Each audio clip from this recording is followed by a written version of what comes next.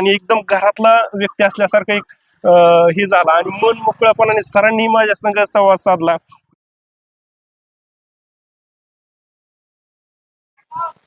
नमस्कार मंडळी, स्वागत आहे तुमचं आमच्या या नव्या व्हिडिओमध्ये.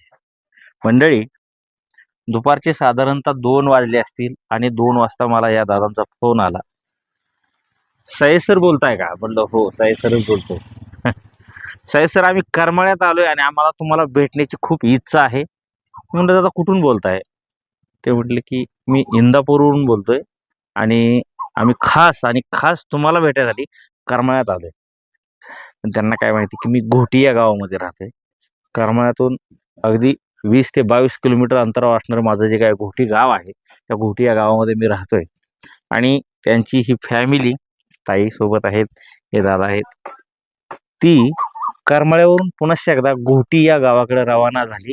आणि चौकात आल्यानंतर त्यांनी मला कॉल केला. मला वाटलं नव्हतं की येतील. म्हणलं नाही का असतील, करमाळ्यात काही कामानिमित्ताने आलेली लोकही फोन करतात, सय्यद सर तुम्हाला भेटायचंय. आणि मग जर का करमाळ्यात नसलो तर मग मी म्हटलं की मी बाहेर आहे किंवा मी करमाळ्यात नाही, मी करमाळ्याच्या काही अंतरावरती गावात राहतोय. मग ते विषय सहसा भेटायचा टाळतात. परंतु मला अजूनही विश्वास बसत नाही की दादा आले. दादा नमस्कार. नमस्ते. कसं काय वाटलं? म्हणजे सरांना आम्ही खरं तर एक 2 मिनिटासाठी वेळ मागितला होता, पण सरांबरोबर बोलत असताना 2-2.5 तास कसे निघून गेले हे पण आमच्या लक्षात आलं नाही. आम्ही खरं तर आज करमाळ्यामध्ये सरांचं त्या ह्याच्यावरती इन्स्टावरती बघितलं की सर करमाळ्यामध्ये राहतात म्हणून. मग आम्ही त्या ठिकाणी करमाळ्यामध्ये गेलो. तिथून सरांना एक नंबर घेतला. फोन करत असताना 3 वेळेस मोबाईल मी लपवला की फोन करू का नको करत. आणि मग एकदा फोन केला सरांना. सरांनी सहज फोन उचलला आणि सर म्हणले की मी करमाळ्यामध्ये राहत नाही, मी गोटीमध्ये राहतो. मग करमाळ्यामधून गोटी मी अंतर टाकलं मॅपवरती तर 29 किलोमीटर आहे. चला म्हणलं ठीक आहे, असू द्या. आणि मग आल्यानंतर म्हणलं की इथं आलो आम्ही गोटीमध्ये. एक फोन केला सरांना परत की सर आम्ही गोटीमध्ये आलोय सर.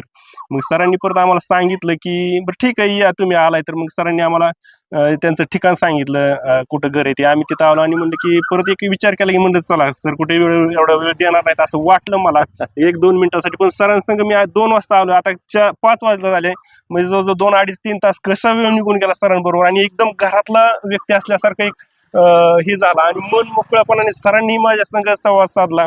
मीही सरांबरोबर मन मोकळ्यापणाने, आणि मीच नाही तर माझ्या पूर्ण फॅमिलीने, अक्षरशः आमची पिवताई असेल, माझी मिसेस असेल, दादू असेल, एकदम ह्यांच्या म्हणजे फॅमिलीमध्ये एकदम मॅच होऊन गेला. आणि सगळ्यांनी मनमुक्त गप्पा वगैरे मारल्या. 2-2.5-3 तास मनसोक्तपणे चहा पाणी कार्यक्रम वगैरे झाला आमचं बोलण्याचा वगैरे. मस्त वाटलं सरांसंग बोलून. धन्यवाद. ताई संग बोलून सुद्धा मस्त वाटलं. नक्कीच कसं असतं ना, त्यांच्या मनामध्ये खंत होती की हा एवढा मोठा माणूस आम्हाला बोलेल का, आमचा फोन उचलेल का. अक्षरशः घरापाशी आलेत आणि त्यांच्या दादा मिसेसला म्हणतात, अगं चल, नसते एवढी मोठी माणसं आपल्याला भेटत नसतात. आणि ज्यावेळेस खऱ्या अर्थानं आमच्या या छोट्याशा झोपडीत, आमच्या जीवाला ही झोपडी असून आम्हाला ही झोपडी आम्हाला एका सर्वश्रेष्ठ बंगल्यापेक्षाही खूप महान आहे, मोठी आहे. त्यांना विश्वास बसला, सर तुम्ही इथंच राहतात का? म्हणजे तुमचंच घर का? अहो म्हटलं हे माझंच घर आहे, मी दुसऱ्याच्या घरात तुम्हाला कसं आणन? हे नाव बघा, तिथं आयडिया वगैरे आहेत ना, तुम्ही नेहमी व्हिडिओमध्ये पाहताय.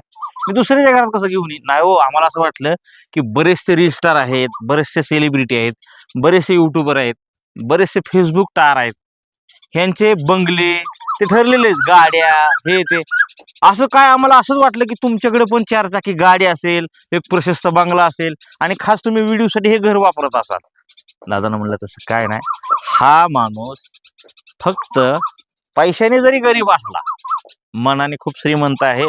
आणि जो माणूस तुम्ही रील मध्ये पाहताय तसाच साक्षात देखील आहे. कसा वाटला माणूस साक्षात? एक नंबर. म्हणजे भीती म्हणत होते, हा माणूस फोन उचलेल का, हा माणूस भेटेल का? नाही हो.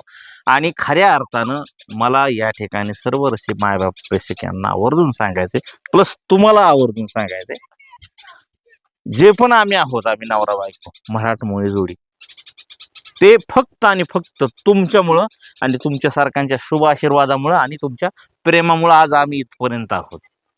तुमच्यासारखीने आमच्यावर प्रेमच केले नाही, आमचे व्हिडिओ व्हायरलच केले नाही, आमचे व्हिडिओ मन लावून एकदम कुतूहलतेने पाहिलेच नाहीत, तर आम्हाला कोण, आमच्यावरती कोण आशीर्वाद देणार हो? कोण करणार आमच्यावरती प्रेम? अहो, तुमची ताकद म्हणजे आमचं कार्य आहे, काम आहे. आणि जी रोज अनेक प्रेक्षकांच्या कमेंट असतील, तुमच्यासारख्यांचं वैयक्तिक येऊन भेटून प्रेम दिलेलं प्रेम असेल, दिलेलं आशीर्वाद असेल, ह्यातून बरीचशी ताकद आम्हाला मिळत जाते. ताई कसं वाटलं तुम्हाला? छान वाटलं. दादा तुला? मला ह्या ताईचा एक मुद्दा मागाशी खूप छान वाटला. ही ताई आली, बाळा काय नाव तुझं? पिऊ ताई. माझी मुलगी सेम अशीच आहे. मी आली हिला म्हणलं का रे बाळा कितवीला आहेस तू? तर ही ताई म्हणली, पिऊ ताई म्हणली, मी मुलगा नाही, मी मुलगी आहे. अरे वा म्हणलं, मस्त, छान बाळ, छान, खूप छान. आणि मग त्या प्रश्नावरती मीही एकदम कुतूहलतेने त्यांच्या वडिलांना प्रश्न केला की दादा हा जो कट आहे, म्हणलं हा कट मुलासारखा का? एवढी सुंदर मुलगी आहे तुमची. मी आल्यानंतर थोडा म्हणजे गडबडलो, किंवा बरीचशी लोक तिला पाहता क्षणी मुलगी मानत नाहीत, मुलगाच मानतात. हे असं का?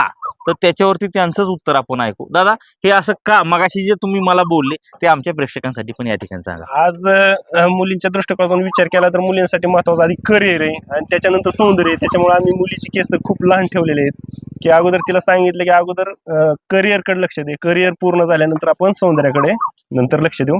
त्याच्यामुळे आम्ही केस लहान ठेवलेले आहेत तिची. बघा ना, म्हणजे ह्या बोलण्यानं एवढं प्रेरणादायी सामर्थ्य आम्हाला या ठिकाणी मिळालं. मुलगी, आज माझी मुलगी सेम अशीच आहे. मला वाटते तू पण 6वीला आहे आणि माझी मुलगी कुठे गेली? मला वाटते शेजारी गेली. दोघी एका वर्गात. म्हणजे एक बाप, या जो बाप आहे याची तुलना संपूर्ण जगात होऊ शकणार नाही. पण जी ताकद मिळते मुलांना आपल्या बापाकडून, बापाचं वाक्य बघा, अगोदर करिअर, त्या मुलीचं करिअर आणि नंतर सौंदर्य. किती गोंडस, खूप छान दिसते. म्हणजे एक मुलगी, आणि त्या मुलीविषयी जो बाप विचार करतोय त्या बापाच्या विचाराला आमच्या या मराठमोळ्या जोडीकडून आणि आमच्या थोरात कुटुंबियाकडून तुम्हाला खरंच 21 तोफांची नव्हे तर 100 तोफांची सलामी. असे बाप क्वचित आपल्याला बघायला मिळतात. मुलीचं सौंदर्य जरी सुंदर असेल, परंतु आज पहिलं करिअर, नंतर तिच्या सौंदर्याच्या विषयावरती बघू काय असेल ते. नाहीतर आताच 2री 3रीला मुली गेल्या, मग तुम्ही पाहताय रीलवर, फारसं सांगायची काय गरज नाही, कारण जमानाच हा सोशल मीडियाचा आहे.